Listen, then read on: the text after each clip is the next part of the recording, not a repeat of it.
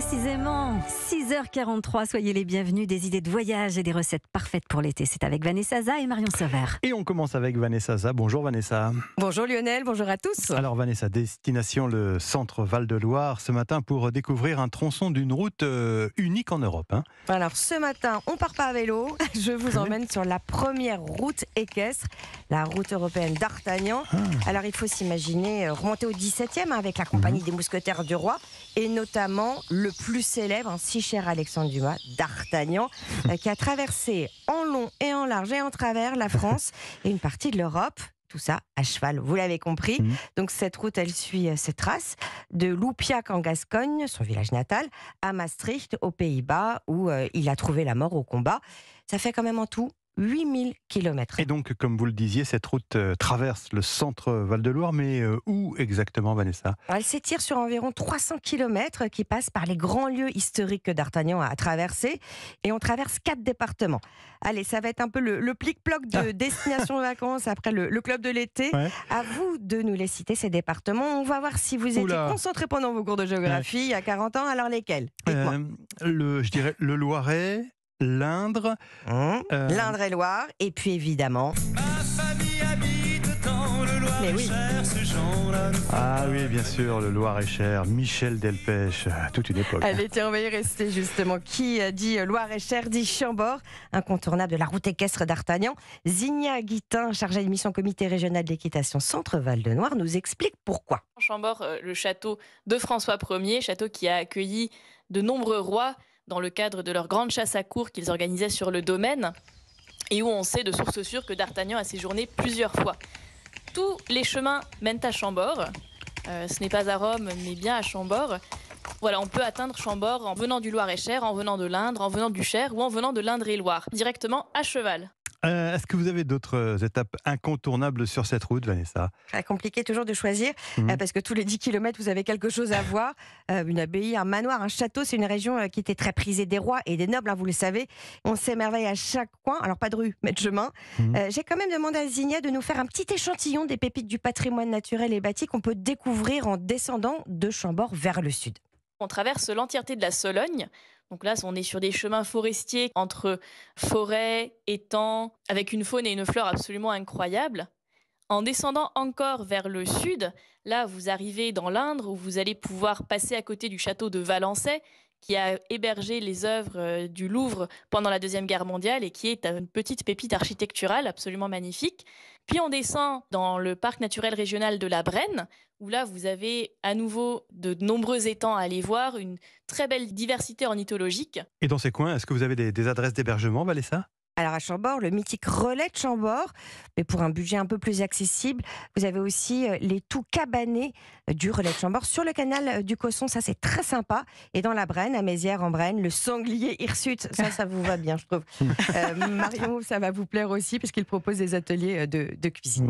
Vous avez noté Marion, des ateliers de cuisine, ça peut être sympa pour mais oui, pour toujours. Justement, tiens, c'est à vous Marion, bonjour. Bonjour. Alors cette semaine sous le signe de la figue, c'est bien ça. Oui, c'est la pleine saison, elle a débuté il y a une dizaine de jours, mais avant de cuisiner la figue, il faut la choisir. C'est quoi votre technique ? Il faut qu'elle vienne toute seule de l'arbre. Toute seule. Ouais. Mais alors quand on n'a pas l'arbre ici, la couleur peut-être, non Alors il faut qu'elle ait la peau bien lisse, qu'elle ne soit pas fripée, ça c'est important. Le pédoncule légèrement fléchi. Elle doit être ni trop ferme, ni trop molle. Et comme les prunes, elle peut avoir cette petite pruine, cette petite peau blanche en fait, vous savez, pellicule blanche effectivement.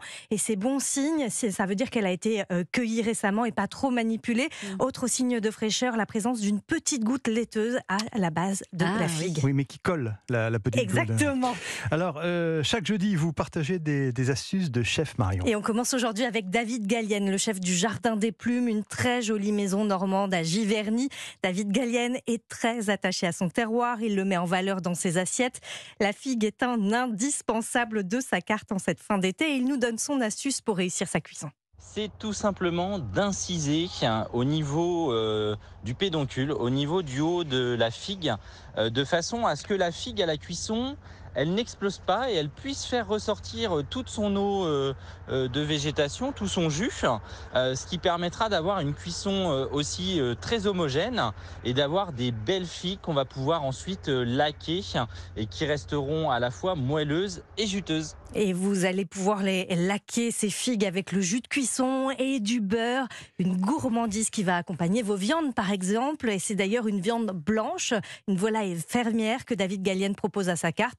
Elle est contisée aux feuilles de figuier. Donc en fait, les feuilles sont passées sous la peau pour apporter ce parfum gourmand de la feuille de figuier qui a un parfum très fort pendant la cuisson de la volaille.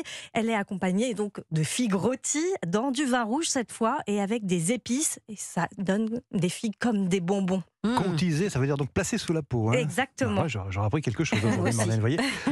Une deuxième astuce à nous suggérer, Marion. Oui, celle de Nicolas Guignard, c'est le chef de la brasserie Brunet. Cette fois, on est à Annecy, une adresse du très grand chef Laurent Petit. Forcément, Nicolas Guignard propose une cuisine où le produit est au centre de l'assiette. La figue est un produit qu'il affectionne et il nous donne son petit truc pour des figues aller un peu passées. Lorsqu'elles sont un peu trop mûres ou parfois abîmées, je vais venir les faire rôtir au four avec un peu de beurre pendant une quinzaine de minutes à 180 degrés pour les faire compoter et rôtir pour ressortir le goût. Et ensuite, je viens les mélanger soigneusement avec un trait de gentiane pour parfumer, pour pepser un peu cette compotée, et j'utilise en condiment avec du fromage. Ça, c'est vraiment simple à faire à la maison. Tentez, si vous n'avez pas de la gentiane, il y a d'autres solutions. À la brasserie Brunet, Nicolas Guignard propose la figue en dessert. Il utilise des figues à maturité découpées très finement. Elles sont assaisonnées avec du vinaigre, de l'huile d'olive et de la vanille, des petits zestes de citron vert, quelques herbes fraîches et une glace à l'huile d'olive bien fruitée qui accompagne ce carpaccio de figues. Une glace ou un sorbet ? Une glace. Ah, c'est une glace ? Oui. Ça a l'air de vous plaire, Marlène.